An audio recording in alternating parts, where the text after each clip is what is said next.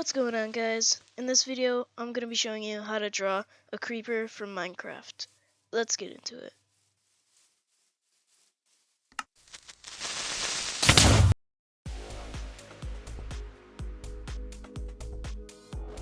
So the first thing you're going to do is draw a square for his head.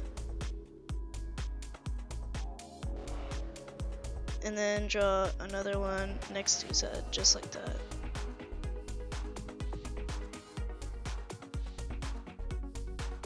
And then draw a similar couple of squares, like you did for the head, for the body. And then diagonal to the body, you're gonna draw two rectangular feet.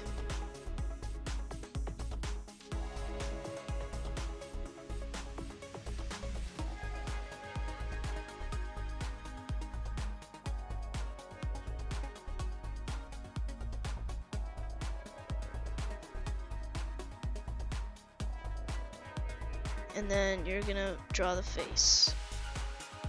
He has a mouth, a little nose, and two eyes.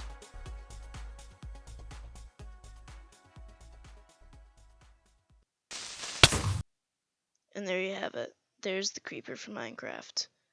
Hope you enjoyed, and I'll see you in the next one. Peace out.